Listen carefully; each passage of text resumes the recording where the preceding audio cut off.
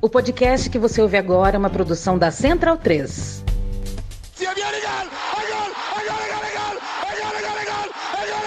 Parte Pino! ¡Qué victoria! ¡Qué victoria! Non lo so che ha segnato, ma chi se lo sa? Tardelli!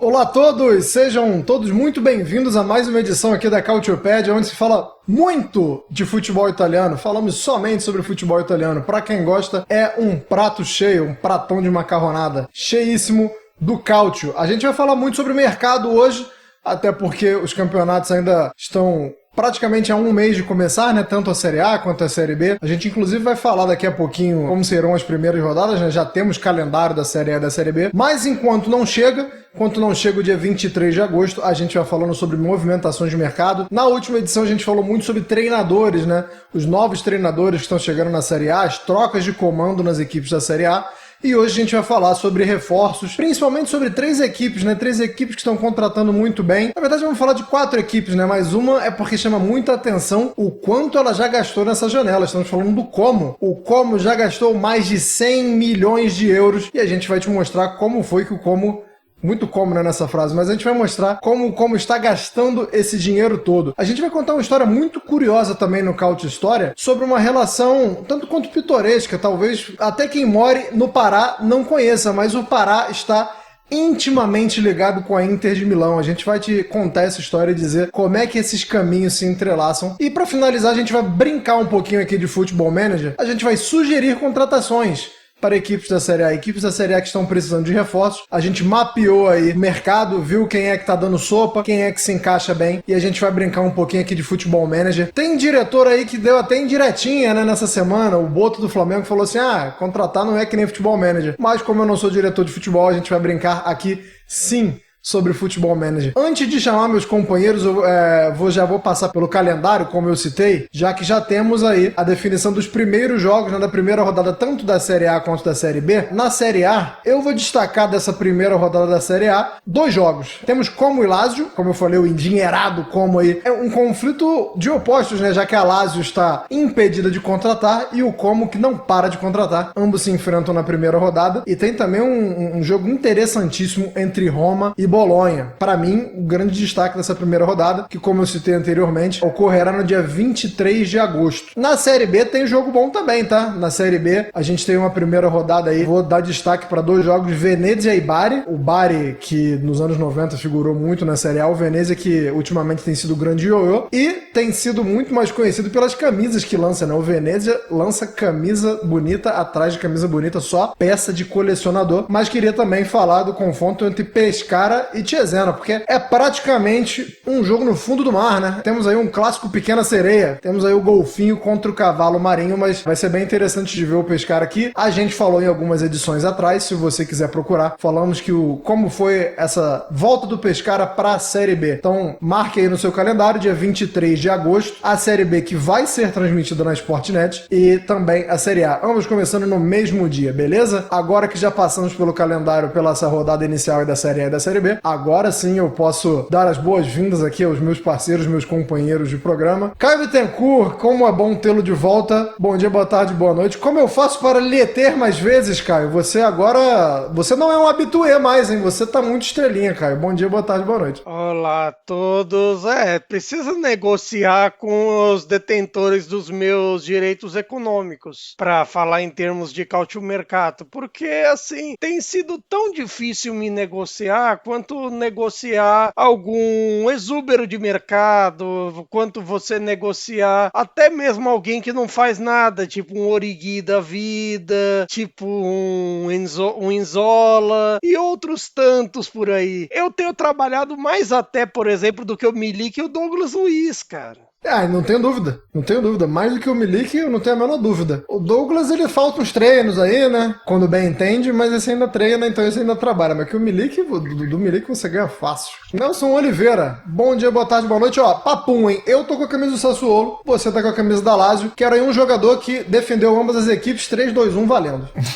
Bom dia, boa tarde, boa noite. A gente até tava brincando aqui antes, né? Tem o Francesco Acerbi, que é odiado por muitas pessoas na Itália, que vestiu a camisa desses dois clubes, apenas o Caio não tá. Acho que talvez seja até uma oposição, né? Levando em consideração o que o Acerbi fez, ou foi acusado de fazer, já que ele não foi, né, condenado, mas enfim, a gente sabe que muitas vezes isso não acontece, num jogo entre a Inter e o Napoli, né? Enfim, acho que seria esse. Já que a gente tá falando aqui de Lazio, né? Também estamos na capital, né? Vou mandar um abraço aí pro Angelo Bonelli, vamos dedicar o programa da semana a ele aí, uma pessoa que foi importante essa semana. Boa, quem não conhece, deputado aí do Partido Verde lá da Itália, tá? Procure saber mais sobre Angelo Bonelli, que mandou benzaço essa semana. Quem tá mandando bem também, já que a gente vai falar de mercado e a gente vai falar sobre equipes que se movimentaram muito bem até agora, foram Napoli, Milan e Roma, são equipes que contrataram muito bem, mas a pergunta que fica pra você inicial, Caio, e aí você pode focar no Napoli naturalmente, é a seguinte: se movimentaram bem, principalmente no caso do Napoli, peças de reposição, né, encorpando o elenco. Acho que não precisamos falar de Kevin De Bruyne, porque já falamos, e também porque não se encaixa nesse tipo de contratação, né? Kevin De Bruyne é outro patamar, Kevin De Bruyne tá acima, mas falando sobre contratações assim que qualificam o elenco, que deixam o banco mais recheado, que dão mais opções pro Conte durante os jogos, o Napoli tá mandando bem até aqui. Mas dá pra melhorar, dá pra ir mais fundo aí nesse mercado e encorpar mais ainda o elenco, Caio? Ou agora é um pouco também de se livrar de algumas peças, né? O Napoli começou a emprestar jogadores também essa semana. Queria que você falasse desse balanço aí de entradas e saídas. Como é que tá o elenco do Napoli e o que precisa ser feito ainda? Nesse caso, assim, se você for parar para pensar, o Napoli está fazendo agora o que já deveria ter sido feito há algumas temporadas, com a reformulação de elenco, com uma ideia de ter um banco mais profundo e tudo mais, de um processo de reformulação que deveria ter começado totalmente já no verão de 22. É que as coisas foram dando certo, alguns foram ficando, deram certo, outros deram totalmente errado e viraram jogadores a despachar, como casos como Caiusti, como Lindstrom e outros que estão por aí precisando rodar até para o Napoli fazer mercado também, porque querendo ou não, para fazer mercado é preciso você também vender os seus por duas questões. Por uma questão financeira óbvia e também a segunda questão, que é muito importante, pela questão das listas, que é fundamental você não ter jogadores sem jogar para não ter de utilizá-los nas listas, tanto na lista UEFA quanto na lista da Série A. E nesse quesito também vem de acordo com até as próprias necessidades, mesmo na temporada do Scudetto. Porque várias e várias vezes eu disse aqui ao longo de 24, 25 que o Napoli não tinha elenco tão profundo. E era verdade, se você for a fundo. Porque faltavam peças, sobretudo no meio-campo, faltavam peças numerosas na defesa e ainda faltam peças, sobretudo em algumas posições. Tanto que você tem o tempo perdido, por exemplo, pela história do Ndoye, que no fim das contas vai acabar deixando o Bolonha, mas ao que tudo indica deve ir para o Nottingham Forest e não para o Napoli, o que faz o Napoli se enfiar com 4 times na busca do quem vai bater na portinha do Liverpool por Federico Chiesa. É uma das questões do mercado também. Querendo ou não, o Napoli quer um ponta também para isso. Não só se contentar com o Noah Lang, que já fez os amistosos de pré-temporada, parece meio verde em algumas coisas, especialmente na fase defensiva, mas ao mesmo tempo tem lá seus momentos na fase ofensiva, de qualidade especialmente. Você tem também, obviamente, a chegada do De Bruyne, que dispensa apresentações. Você tem um Boquemar que nesse período de pré-temporada ainda tem questão de encaixe defensivo, mas num primeiro momento terá de se fazer um encaixe defensivo entre ele e o Rachmani, pensando que o Buongiorno ainda não recuperou de lesão e tudo mais. Curiosamente, até essa pré-temporada do Napoli ainda meio devagar, justamente porque McTominay e Buongiorno metropolitanos seguem com problemas físicos. E, sobretudo, também gente jovem para fazer rodar o elenco. Seja o Lorenzo Luca, que veio caro, e aí você pode questionar os valores e tudo mais, mas tem uma questão do Conte nisso aí, e o fator Marianucci, que era uma aposta para defesa. Sobretudo, ainda falta também faltavam para as questões, além do ponta, um lateral direito, que era demora por conta do Juan Luis Sanches e tudo mais com Sevilha. Tem uma questão de um sexto meio-campista, se falou muito do Miretti, e recentemente veio também um goleiro, para tentar revezar com o Meret com a chegada do Milinkovic-Savic, que é um bom reforço, embora, assim, eu tenho lá meus pés atrás com ele, porque, assim, os ouvintes mais antigos desse podcast poderiam lembrar da frase que eu dizia que o Meret só não era pior goleiro no top 10 da Série A que um goleiro. Esse goleiro era o Milinkovic-Savic. Só que, ao mesmo tempo, a temporada 24-25 do Milinkovic-Savic foi muito boa. Ele foi um dos líderes de defesas da Série A e foi uma temporada importantíssima para o Torino, que vale dizer, substituiu bem com o Franco Israel no gol. O Torino tem feito um bom mercado também, só que o Torino, como não é desse pelotão, deixamos para depois. Dito isso, ao mesmo tempo, o X da questão vai ser se o Napoli deixará buracos nesse elenco. Que é uma coisa, nesse momento, que, por exemplo, a Inter procura não ter quando vai atrás do Lookman, mas, ao mesmo tempo, outros times parecem meio travados em algumas situações. O Milan, por exemplo, todo o mercado está girando na questão Yashari. Todo o mercado está pensando assim, será que o Yashari aceitar o Yashari já aceitou. O X da questão é que o Milan não quer pagar tudo que o Clube Brugge quer, porque o Yashari já foi identificado como o homem importante do meio campo, como alguém para fazer dividir funções com o Samuel Hitt, que foi um bom reforço, e com, claro, o Luka Modric, e ao mesmo tempo o Milan não consegue pensar além dele por uma razão óbvia. Se você já tem o sim do jogador, você não vai perder tempo de ir buscar outros nomes e ir buscar outras situações por isso. E sobretudo, o Milan, em comum com a Roma, até para pincelar, em comum com a Roma, está a ideia de um mercado sustentável. O Milan já falou isso lá atrás, a Roma se falou isso agora com o Gasperini dizendo que a ideia era um mercado sustentável, que estava difícil, estava um pouquinho mais lento, mas em compensação com a Roma agora as negociações deram uma acelerada com a chegada do Wesley, com a chegada do El Anyaoui, que foi um bom reforço também vindo do LAN, e podem dar algumas coisas interessantes. Só que eu acho que ponto de interrogação, que eu acho que vai definir o mercado de todo mundo, são os pontos de interrogação da Atalanta. Especialmente 3. Um que é o Scamacca. Não porque ele vai sair, mas porque, assim, talvez não seja tão confiável quanto se pensa por conta da volta de lesão. E outros 2 que, assim, tem a proposta para o Scalvini e, claro, tem o Lookman querendo sair. E aí, como é que a Atalanta vai se mexer com relação a isso?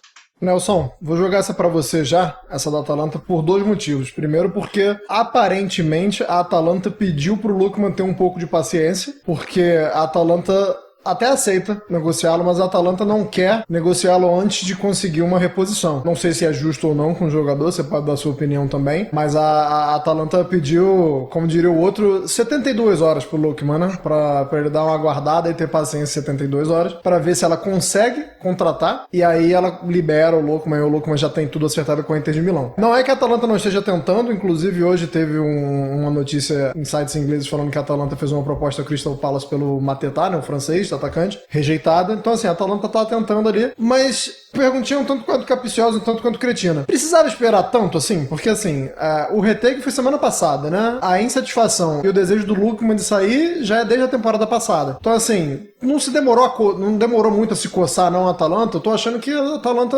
deu uma dormida, né? Ou eu tô errado? Aparentemente, né? A gente até falou no último episódio que a Atalanta é uma das maiores incógnitas, né? Se não a maior incógnita, pelo menos da parte de cima da tabela, né? Considerando os times que devem brigar e também a classificação da última temporada. campeonato por já ter perdido o Gasperini e ter ido atrás do Ivan Juric, né? Que é um técnico que ainda deve muito ao Gasperini. Então, acho que o mais complicado é que são muitos gols, né, que a Atalanta tende a perder, porque o Retegui foi o artilheiro do campeonato e o Lookman foi o terceiro colocado. Então, a gente soma aí os gols que eles fizeram, as assistências que eles deram, e é praticamente mais da metade, né, dos gols que a Atalanta fez. Então, se a gente for pensar assim, já deveria estar engatilhado, né? Principalmente, eu acho, a questão do Retegui, ele já foi vendido até por um valor muito alto, e tudo bem, a Atalanta de fato tem o Scamacca ali como um jogador que pode ser o cara que vai ser utilizado para ser o Retegui, né? Porque, na verdade, o Retegui chegou para substituir o Scamacca quando ele se lesionou, mas ele vem de 2 lesões sérias, né? Então, não dá para você necessariamente confiar que ele vai chegar e jogar o tanto que ele vinha demonstrando que podia jogar. Até porque não tem mais o Gasperini, né, que é um potencializador de atacantes, né? Agora tem o Juric, que é uma outra coisa. Então, enfim, se fala que o Atalanta aí para substituir o Retegui tá atrás do Arakodari, do Genk, fala-se também no Kristovic do Leste e no brasileiro Rodrigo Muniz, né, do Fulham, mas até agora muita conversa e pouca ação. Acho que o Lookman vai acabar saindo porque a diferença de valores é muito baixa entre o que a Inter ofereceu, né, que fala assim ali em 45 milhões já com os bônus, a Atalanta bate o pé que quer 50 para liberar para o mercado italiano, e o Lookman e os seus empresários dizem que foi prometido a ele que ele sairia por 40, enfim. E a Inter não quer também alongar muito essa história. Eu acho que vai acabar chegando ali no meio termo, porque vai ser ruim para a Atalanta. O Lookman já está insatisfeito há um tempo. Brigou com o Gasperini, meio que ficou a contragosto depois do título da Liga Europa. Não é um clima muito bom. E na temporada passada, a Atalanta já passou por isso com o Koop Meiners, né? Só que, ao contrário do que o Koop Meiners fez, né? O Koop Meiners começou a faltar nos treinos, começou a forçar a barra. O Lookman, pelo menos, ainda não fez isso. Então, acho até porque... então acho que também existe uma diferença muito curta, né? Por mais que a Inter diga que não vai aumentar a proposta, eu acho que vai acabar rolando um meio termo ali. Talvez não os 50 milhões que a Atalanta queira, mas talvez uns 47, algo em torno disso, talvez. Ou então, de repente, sei lá, rola uns 50, mas assim, com bônus, rola uma... ou então meta, aquelas metinhas fáceis de bater, ou então vira uma negociação tipo Lorenzo Luca do Napoli, que era tipo assim, eram uns 9 de empréstimo agora, com uma obrigação de compra de 27 lá na frente, aí vira isso, vira essas negociações meio forçadas de barra. Isso daí se faz, e assim, tá certo o Lookman em cumprir o que ele é feito, ele é profissional da Atalanta, não vai fazer, por exemplo, o que o Osimhen fez antes de ir pro Galatasaray, que chegou, não vou me apresentar, que não sei o que lá, e nem fazer, por exemplo, o Yashari, que tá fugindo dos treinos lá no Brugge pra ir pro Milan, tá desesperado, coitado. Não precisa fazer isso, você só queima pontes e tudo. Mas eu só queria falar do Muniz, porque assim, eu gosto muito do Rodrigo Muniz. Eu só não sei se ele encaixa no que a Atalanta está precisando para o momento, né? O Rodrigo Muniz é mais Scamacca do que Lookman. Então assim, o nome interessantíssimo, ótimo jogador, entrega gol, que era o que o Nelson estava falando aí, que a Atalanta vai perder muitos, né? Mas em questão de encaixe, eu tenho minhas dúvidas. Só que a gente não sabe se o Juric vai armar essa Atalanta como a Atalanta jogava, né? Então, assim, pode ser que ele tenha outra ideia, e aí o Muniz poderia ser um encaixe, fazer uma dupla ali com o Scamacca. Não é uma dupla que, em um primeiro momento, me parece, assim, muito afinada, mas a gente não sabe também como é que o Juric vai armar aí, e acho que o mesmo pode ser dito do Mateta também. Eu fiquei surpreso, assim, com as escolhas da Atalanta. Ela não tá indo atrás de alguém com as características do Lookman, pelo menos não que tenha vazado, né? Não dessas negociações aí. Caio, vamos falar do Milan, então, já que você jogou 2 vezes essa isca aí, eu fisguei. Queria que você falasse sobre esse mercado do Milan até agora, mas eu queria que você desse um foco grande também ao Stupinhan, porque dentro de um cenário em que o Milan perde um dos principais laterais esquerdos dos últimos anos, que é o Theo Hernandes, que não vinha bem, assim, a gente tem que falar, são 2 Theo Hernandes, né? O Theo Hernandes de 3, 4 temporadas atrás era o da última temporada era outro, completamente, mas não dá pra negar que era um cara que tinha muito peso e que tinha muita importância no vestiário. Você contrata o Estupiñán, que é um jogador muito interessante, mas não sei se ele tem esse peso, e não sei nem se o Milan queria, né? Alguém com esse peso, porque agora você tem um outro líder no vestiário, que talvez seja o Modric, então eu queria que você analisasse essas movimentações do Milan, e em especial a chegada do Estupiñán, o equatoriano. Querendo ou não, acho que a ideia é não ser o Theo Hernandes, até pelo perfil do Alegre nesse tipo de jogo. Ele não vai querer, assim, se você tentar comparar ofensivamente, o Estupiñán não é um mau jogador ofensivamente. Acontece que você não tem comparação com o auge do Theo Hernandes. É muito difícil você ter essa comparação e, assim, se você partir disso, você vai achar o Estupiñán terrível. Se você partir desta ideia, vai ser difícil você apreciar o que ele tem de qualidade ou até mesmo reconhecer as qualidades dele, as qualidades defensivas, a qualidade do fechamento de linha, do trabalho defensivo que ele tinha, principalmente nos tempos de Villarreal. Inclusive, até foi um dos grandes jogadores de uma grande partida contra o Alegre, quando o Villarreal tira a Juventus da Champions League de 21-22. E nesse aspecto, ele é até melhor defensivamente, melhor numa fase inicial de construção do que o Theo, nesse quesito, assim, para as finalidades. Agora, a questão quanto a isso, e isso também é uma questão que vale para o Estupiñán, vale, por exemplo, para o Samuel Ritt, que deve ser o principal regista do time, deve valer também para o Yashari, caso ele se confirme e venha também, ou até para o Modric. Não é de se esperar que você faça uma construção de lá de baixo. Você não vai esperar do Alegre um nível de saída de bola que, sei lá, não digo que nem é do Sarri, que nem é do Gasperini, mas que, sei lá, mesmo um meio termo quanto a isso, é muito difícil esperar. É um jeito mais rústico, um modo mais diferente de trabalhar e, assim, normal, tudo bem nesse quesito. Então, assim, vai ter uma adaptação, querendo ou não.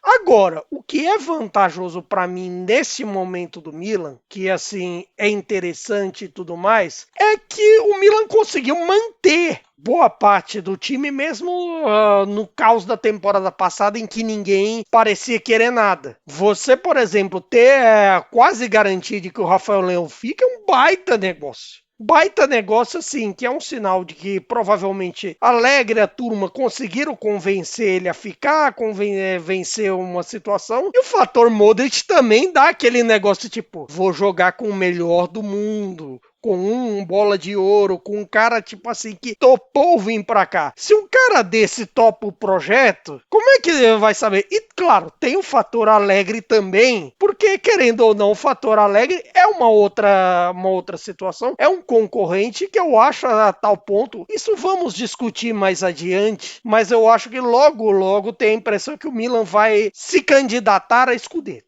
Mas aí isso daí deixa para daqui a 2 programas, tal. Não vamos me comprometer agora. Vou deixar, mas eu vou pegar esse gancho para jogar uma pergunta pro Nelson, que é a seguinte, Nelson. Suponhamos que se concretize esse Milan aí que vai buscar o Scudetto. Eu tô achando o elenco do Milan no fator centroavante um pouquinho vazio, não tá não? Porque o fazedor de gol muito provavelmente vai ser o Jiménez. A gente tem jogadores de ponta e de meio como Leão e Pulisic que chegam muito à rede, né? Não são caras que não fazem gol. Mas, sei, eu tenho essa impressão de que tá faltando ali um pouquinho mais.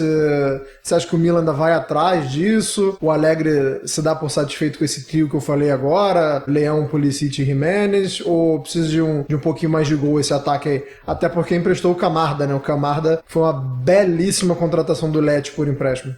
A questão é que tinha muita gente ali, né? O Milan, muita gente não deu certo ali, então ele apostou em vários nomes, né? Tinha o Camarda, que ele não é desses que não deu certo, mas enfim, era uma revelação. Tinha também o Abraham, que estava emprestado, já foi pro Besiktas, né? A Roma já o vendeu pro Besiktas, e tinha também o Jovic, que saiu de graça. Então, você vê que são 3 nomes que deixaram, né, o clube da mesma posição. No momento, nesse início de pré-temporada, o Allegri tem até utilizado o Leão como centroavante, né? Então, eu não acho que isso vai acontecer, porque para o Leão ser de fato um centroavante ali, atuar centralizado e funcionar melhor, você precisa ter muito um jogo de transição, e isso não vai acontecer em todos os jogos do Milan. Sei lá, o Milan não vai jogar contra um Parma. Quer dizer, agora talvez o Parma com o Carlos Cuesta, né, o ex-auxiliar do Arteta, até queira ter mais a bola, mas sei lá, contra a Cremonese, contra times menores, não vai jogar sem a bola. Vai ter que ter a bola, e nesses jogos aí o Leão jogar de centroavante pra mim não vai servir. O que eu acho que tá acontecendo é que o Milan tá empacando muito o seu mercado, porque já tem um elenco relativamente numeroso, mas tem alguns objetivos, né, como o Yashari, por exemplo, que estão ou encaminhados ou que são desejos, né? Por exemplo, na lateral direita, que perdeu o Kyle Walker, né? Não quis, na verdade, contratar o Kyle Walker em definitivo. Se fala do Guela Doué, né? Que é o irmão do Désiré Doué, que é um lateral um pouco mais defensivo. Então o Milan colocou essa opção ali na mesa e não está procurando outros, embora o Strasbourg esteja pedindo um valor alto, né? Afinal, é um time do grupo do Chelsea e tem dinheiro ali sobrando. Não tem essa necessidade toda de vender. E tem um caso principal, já que você falou de centroavante, que é o caso do Vlahovic, que a Juventus... Ninguém vai contratar o Vlahovic agora. Pode esquecer. A Juventus vai ficar com o Vlahovic na mão até os últimos dias de mercado, quando tiver a necessidade total de vender o jogador para poder liberar espaço no elenco, liberar a folha salarial, fazer qualquer tipo de coisa. Então, por exemplo, é uma estratégia que muitos clubes pequenos utilizam, né? Esperar chegar ali no fim do mercado. Claro que não estou falando que é chamando o Milan de clube pequeno, mas estou só explicando, né? Que os times menores fazem isso quando esperam chegar ali no fim do mercado, ver aquele jogador ali que está encostado num time maior e vai lá e faz uma proposta por empréstimo. Às vezes esse time maior queria vender, o cara não consegue, e é melhor emprestar do que não vender, né? Eu acho que o Vlahovic é um cara que está ali encostado na Juventus, precisa sair para a Juventus também contratar. A questão do Colomani já está demorando muito também, né? Menos mal para a Juventus que ela já contratou o Jonathan David, mas a questão do Colomani está sendo muito... Enfim, parece até que não está andando, na verdade, né? A gente não tem ouvido tantas notícias mais assim. O Paris Saint-Germain também não tem tanta necessidade de vender, embora também já esteja com o elenco ali bem recheado, né? Mas eu acho que a questão do Vlahovic, o Milan vai fazer mais ou menos como esses clubes pequenos fazem, esperar o mercado andar um pouco mais, a Juventus sentir que é melhor fazer qualquer negócio do que manter o cara ali por mais um ano ganhando muito, porque são 12 milhões de euros líquidos, né? Ou seja, brutos, é ainda mais dinheiro que a Juventus gasta com o Vlahovic anualmente. Então, acho que vai ficar ali nesse compasso de espera, porque o Allegri já conhece o Vlahovic. O Vlahovic, apesar de estar na fase muito ruim, a gente sabe também de que ele é capaz de entregar mais. Agora, também existe uma questão. Ele tem a vontade de fazer isso? Talvez não tenha vontade na Juventus, porque ele tá num clima muito ruim. Mas indo para um outro clube, talvez ele recupere um pouco ali do futebol que mostrou em parte da sua militância pela Juventus na Fiorentina. Então, enfim, acho que aí o Milan vai ficar sem essa... Não vou dizer sombra pro Giménez, né? Mas sem um colega ali pro Giménez, né? Para disputar essa posição ali, pelo menos até o fim do mercado. Como diria o querido Felipe Luiz, tem que querer Vlahovic. Não dá para querer mais do que você. Caio, o Nelson falou que o Milan tá esperando, né? O Milan vai esperar. Quem não está esperando é o Como. Queria que você falasse um pouquinho sobre esse time aí que tá gastando, somando as últimas temporadas, mais do que equipes árabes, né? Queria que você falasse como é que o Como vem para essa temporada, gastando mais de 100 milhões de euros. Não está medindo esforços, já foi uma temporada muito interessante, temporada passada, tanto individualmente como em termos de projeto, a gente vendo Fábricas, né? Iniciando sua carreira como treinador, muitas coisas interessantes, mas aparentemente dobrando a aposta, o Como aí não foi tão interessante, se não foi interessante o suficiente, quer mais o Como e gastando muito, Caio Bittencourt. Chegando nesse nível e mantendo o bom trabalho do Fábricas, é caso até da gente cogitar que o Como entre no pelotão do que a gente agora pensa que é o pelotão dos 9 ali da Europa, que é o pelotão que o Napoli, que Juve, que a dupla da capital, dupla de Milão, Fiorentina, Atalanta e Bolonha frequentam, que é o de brigar por vagas na Europa e tudo mais, e isso acontece acontece também porque tá vindo um investimento forte, isso com a manutenção de gente que veio já em janeiro, com a manutenção de Caquerê e Dial, com a manutenção já pagando em definitivo gente como Máximo Perrone, segurando o Nico Paz, segurando o próprio Cesc Fábregas, porque se falou muito nele no Leverkusen, se falou dele até na Inter quando sai a hipótese de...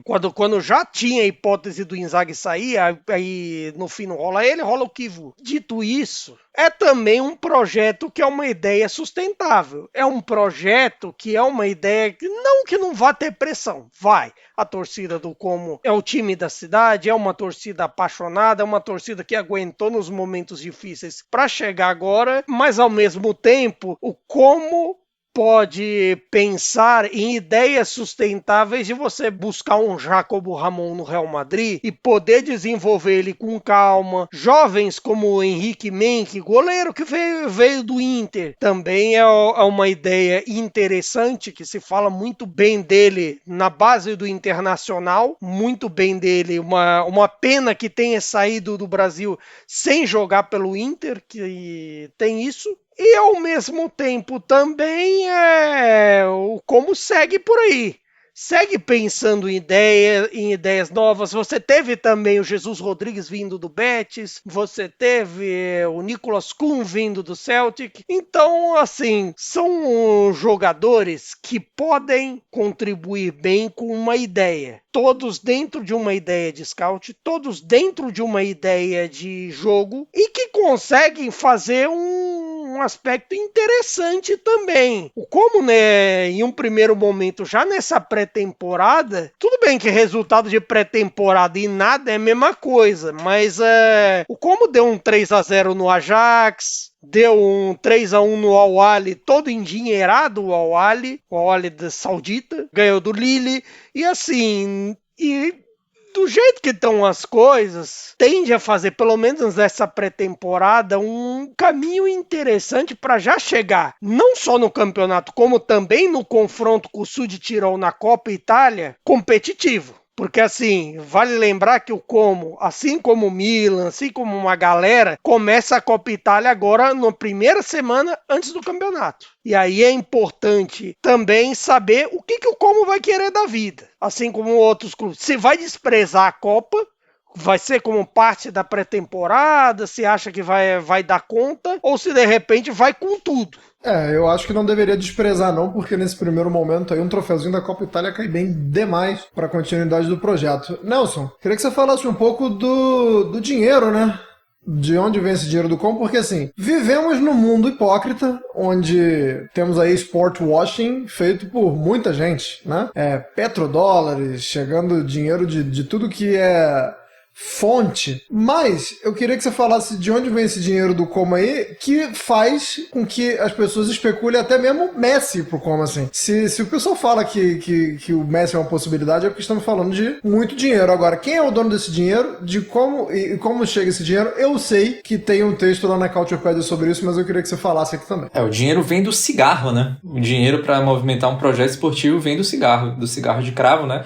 Os donos do Como são da Indonésia, né? São dois irmãos, dois bilionários indonésios de origem chinesa, né? Os irmãos Hartono. E eles têm combinados, né? Uma fortuna ali que é um patrimônio na casa ali, mais ou menos uns 43 bilhões de dólares, né? Então é um dinheirinho aí, né? Eles já têm um envolvimento, né, com esportes lá na própria Indonésia, né? Quem quiser saber mais, pode chegar lá no nosso site e ler um texto, né? Um texto fresquinho. Eles não têm uma ligação tão grande com o Como, né? Nunca tiveram lá. Só pra ter uma ideia, eles nunca pisaram no estádio de Giuseppe Senigallia, né? São simplesmente investidores, né? Então, olha, não tem nenhuma foto, tá? Nunca foram lá. São dois octogenários, né? O Michael Bambang Hartono e o Robert Bud Hartono. Isso já qualifica eles para serem donos de Milan e Inter. Os donos já não vão mesmo?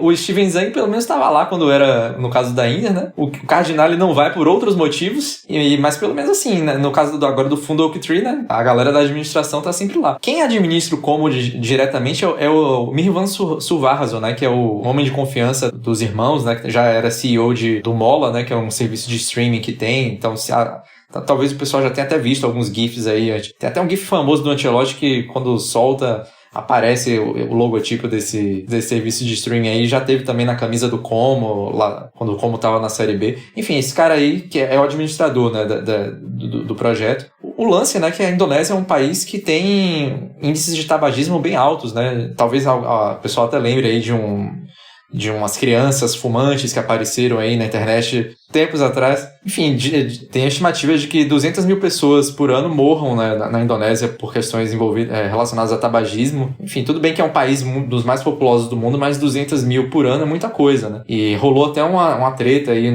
há uns tempos atrás, porque a família Hartono tem um time de badminton, né? E o time leva o nome da fabricante de cigarros, eu não vou falar o nome aqui, mas, enfim, eles tinham um trabalho de crianças, né, e também muitos jovens que estavam ligados ali ao clube, né, e o uniforme era basicamente um maço de cigarro, né, então, tipo, as crianças entravam na quadra ali com fantasiadas de maço de cigarro, e isso aí pegou mal, e até o próprio governo da Indonésia meio que teve que dar um passo atrás e... Eu lembro de uma época que tinha casa de aposta com a Indonésia, que tinha até vídeo de briga de galo. Era um negócio meio doido da Indonésia, cara. E eles são os mais ricos, né, da Indonésia, né, os irmãos Hartono. Então, o governo teve que fazer alguma coisa porque pegou super mal mesmo, né. O time continua a existir, o uniforme ainda tem a marca da empresa, mas tá um pouco mais disfarçado. Não parece mais um maço de cigarro. Mal posso esperar por um mascote, um cigarraço entrando no jogo do Como. Seria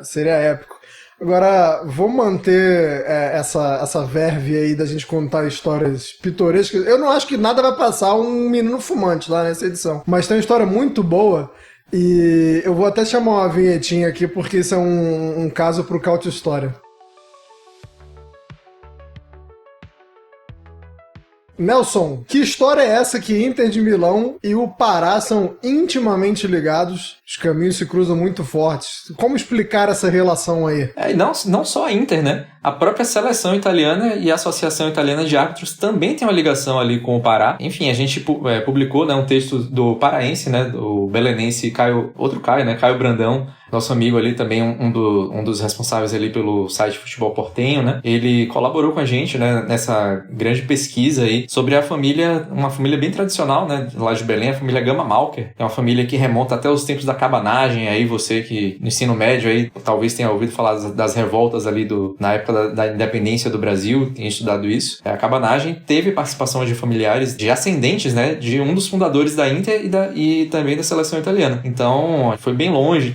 Um texto que tem uma ligação bastante grande, né, mostra a ligação bastante grande, não só da família, mas de outros italianos também com a cidade de Belém. E no caso da Inter, especificamente, são dois fundadores, né, ligados ao Pará, da família Gama Malker, né? O Achilles, né, e na Itália foi italianizado como Achille, o Gama Malker, que é o autor do primeiro gol da Inter e o autor do primeiro gol do Derby della Madonnina, né? Foi o primeiro jogo da Inter oficial, né? Foi um jogo contra o Milan e foi ele que fez o gol da Inter, quando ainda tinha 17 anos. E um outro fundador da Inter, que era seu irmão, né? O Giuseppe Gama Malker, ele foi dirigente, né? E depois, 2 anos depois da fundação da Inter, fez parte da primeira delegação da seleção italiana no jogo, né, de estreia da seleção contra a França, lá em Milão. Ele era um dos integrantes da delegação. E no ano seguinte, em 1911, ele foi um dos fundadores da Associação Italiana de Árbitros, né, que persiste até hoje, aí, a AIA, né? Então, ele esteve aí na fundação dessas 3 entidades, né? Tanto de um clube quanto da seleção e também de uma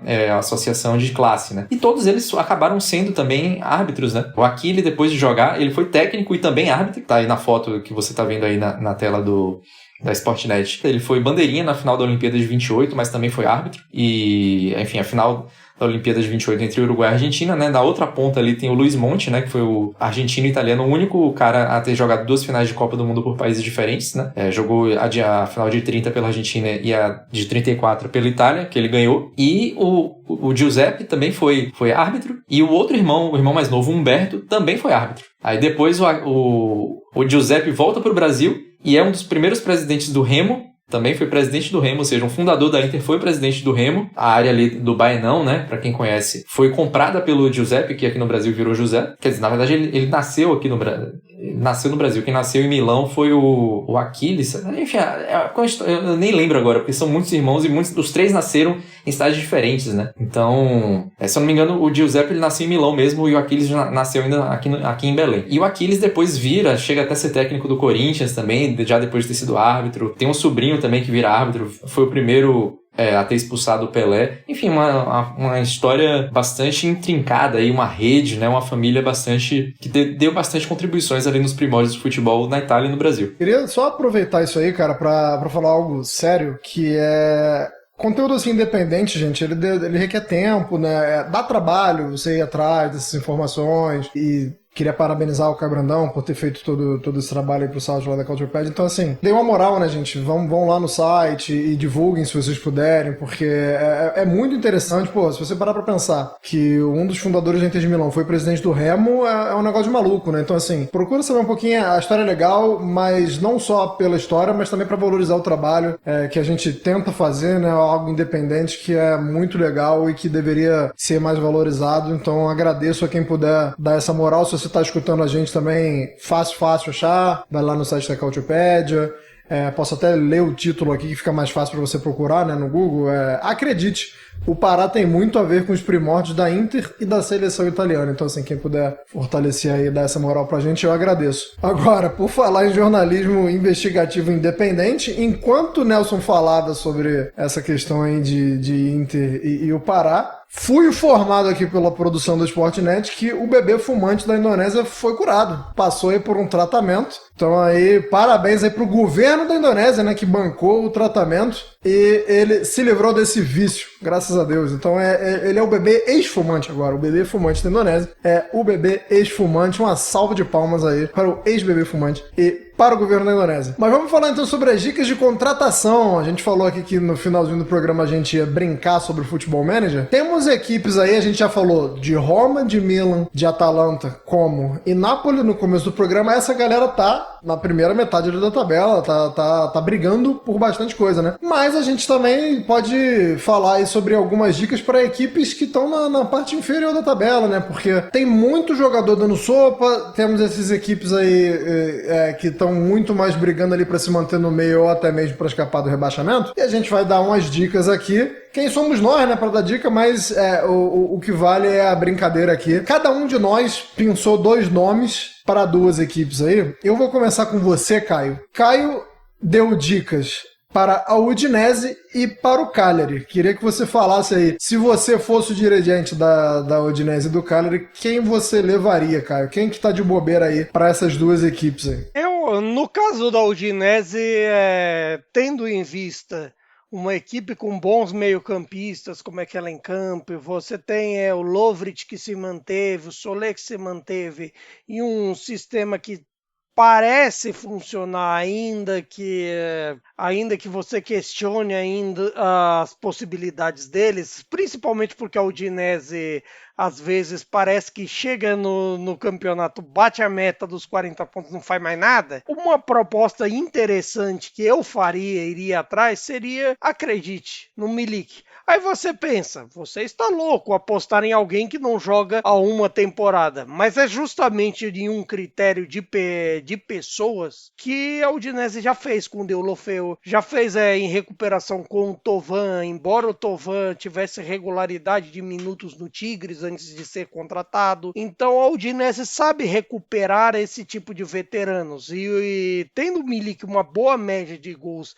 na Série A, tanto nos tempos de Napoli quanto quando esteve em campo na Juventus, teve lá seus momentos, suas peças, isso poderia fazer com que ele fosse uma peça útil para o elenco. E nesse caso, uma peça mais confiável que o Keenan Davis, que ao que tudo indica, depois da saída do Lorenzo Luca, vai ser o comandante de ataque da Udinese se eles não contratarem ninguém. A outra aposta eu faria no Cagliari.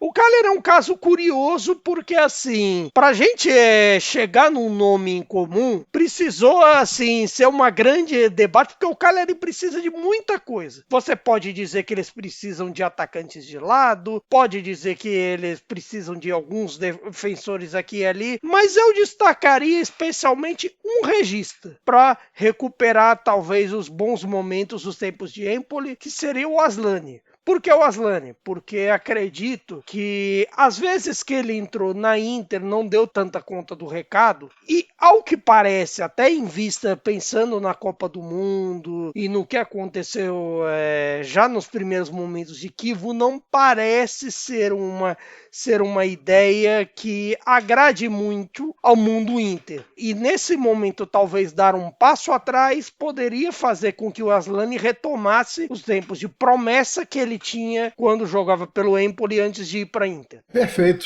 Gostei muito da dica do Aslani. O Milik, você já falou sobre isso, né? É um cara que não joga uma temporada. Quem tá assistindo a gente na Sportnet tá vendo gols do Milik aí pelo Juventus. Nenhum foi na última temporada, porque o Milik sequer entrou em campo na última temporada. Então, assim, é um cara que é o Milik hipotético, né? É o que a gente tá vendo aí. Esse que é o problema. Você apostar em alguém que volta de lesão é você trabalhar numa hipótese. Você jogar, assim, ver a sua carta e ver o que dá. É jogar no tigrinho.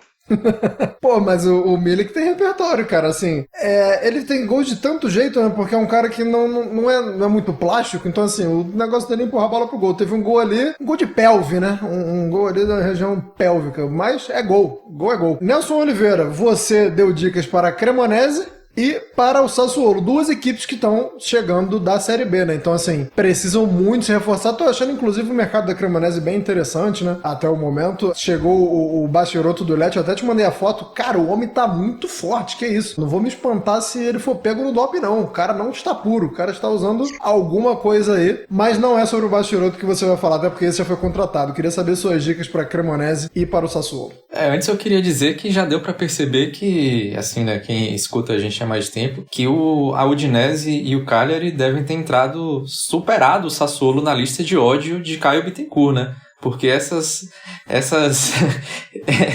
sugestões aí, caramba, cara. Na verdade, o Cagliari, eu caio fora do ar, eu poderia dizer que eu tenho mais desgosto pelo Cagliari do que pelo Sassuolo. Mas assim, é porque eu ainda acredito no futebol dessas duas peças, diferente de você.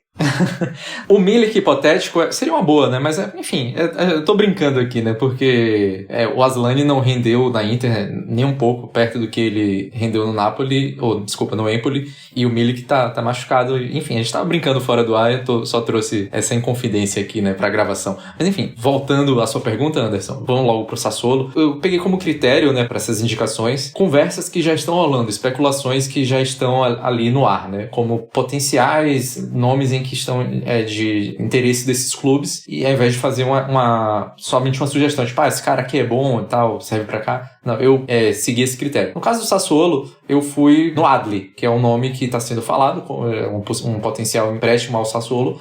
Acho que casaria muito bem ali no meio campo, que já tem, enfim, perdeu alguns nomes mais importantes, né? Na verdade, diria até que o Sassuolo se desfez, né? Tipo, por exemplo, o Obiang, que é um cara meio até histórico ali dentro do clube, que vai continuar na Série B com o Monza. O Mazzitelli voltou pro Como e foi pro Cagliari, né? Inclusive, emprestado. E é um meio campo ali que tá precisando de alguns nomes, né? Chegou o Ismael Koné, da seleção canadense, né?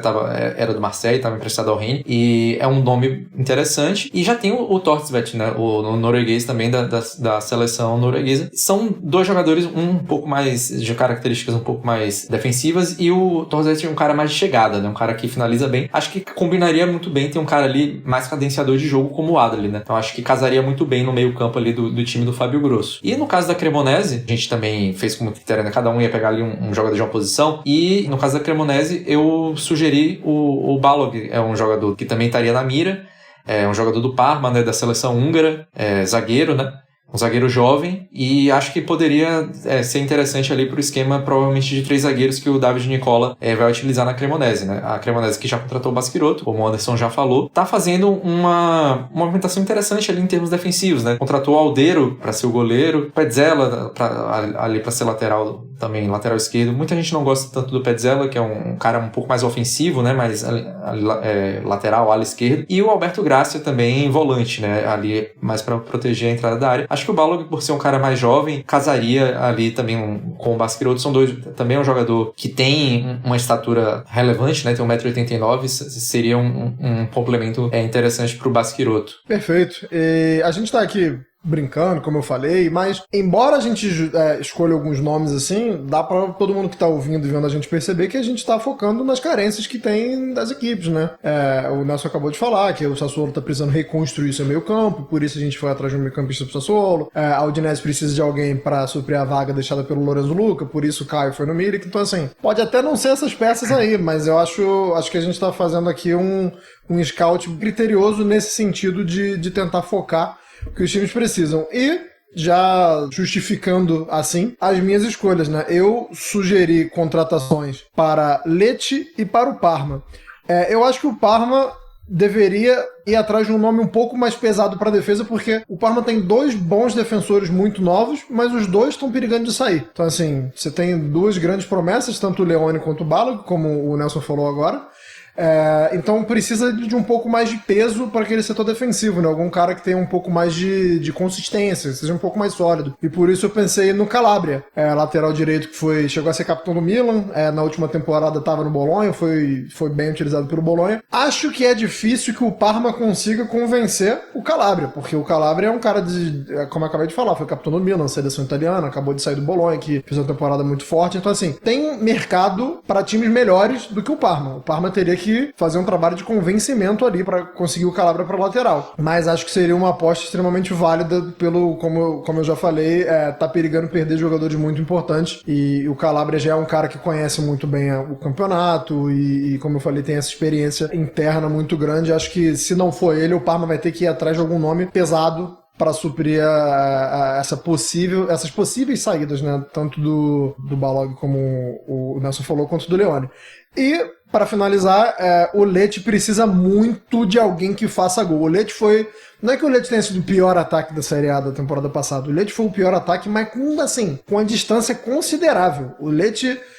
um gol do Lecce era um acontecimento no campeonato. Foi uma equipe que fez 26 gols, se eu não me engano. Uma equipe que fazia 26 gols e não cair. 27? Obrigado. E não cair é um negócio, né? É um acontecimento. Parabéns pra defesa do Lecce que conseguiu segurar esse time aí. Mas pra que isso não se repita nessa temporada, eu fui um pouco mais ousado em questão de nome. É um cara muito veterano, mas é um cara que ganha bastante e tem mercado ainda em times maiores, que é o do Santadic. O do Santadic, que foi ídolo no Ajax, durante muitos anos jogou no Ajax, tava no futebol turco agora. O Lecce, nas últimas 2 temporadas, consegue trazer pelo menos um jogador desse estilo, assim, mais famoso, né? Um cara, uma bandeira, assim, mais pesada, né? A gente pode lembrar do Umtiti, zagueiro que jogou lá, o francês, e na última temporada foi o Rebic, né? Que foi um tiro na água, assim, péssimo. Foi uma aposta muito errada do Lecce. O Ante Rebic claramente não conseguiu desempenhar muito bem, mas acho que o Lecce deveria focar em alguém que possa entregar gols. Como eu sei no começo do programa, já foi atrás do Camarda e acho que foi um acerto fenomenal, mas acho que tem que ser alguém assim para complementar, já que já tem um Camarda emprestado, e ele é alguém atrás que pudesse complementar. Então, por isso, eu sugeri o Tadic. Se não for ele, o Lecce deveria ir alguém, pelo menos, com características parecidas, e como o Lecce, nas últimas temporadas, como eu citei, foi atrás de nomes assim um pouquinho mais famosos, não sei se é tão difícil assim, não. Acho que o Lecce vai, se não for o Tadic, vai atrás de um cara assim que você vai falar, opa, rapaz, olha só, o Lecce foi atrás de um cara mais famoso. E o Kristovic, né, que foi o artilheiro com 11 dos 27 gols, mas também, e além disso, foi o garçom do time, né? Não tenho aqui em mãos agora a quantidade de assistências, mas acho que foram 6 ou 7. Também pode sair, né? Só que, enfim, como eu falei no início do programa, a Atalanta colocou ele na lista e tem outros times também, né, que estão interessados. Então, realmente vai precisar de gols, porque o Camarda, querendo ou não, só tem nem 18 anos ainda, né? Não, é isso. É um potencial enorme, mas não sei se dá pra colocar todas as esperanças nele. Muito obrigado a todo mundo que acompanhou a gente. Fechamos aqui mais uma edição. Muito provavelmente na próxima edição falaremos ainda mais sobre o mercado, porque, como eu citei no começo da abertura do programa, a Série A e a Série B voltam no dia 23 de agosto, então muito provavelmente a tônica da próxima edição será a mesma. Espero que a gente não traga uma coisa como o Menino Fumante na próxima edição. Foi o ponto alto. Foi o ponto mais alto e o ponto mais baixo desse programa, né? Foi ali o destaque do programa, mas vamos trazer muitas histórias como a gente trouxe nessa edição, falando aí sobre essa investigação aí Inter de Milão e Remo. Prometemos trazer coisas muito interessantes nas próximas edições, beleza? Arrivederci e tchau.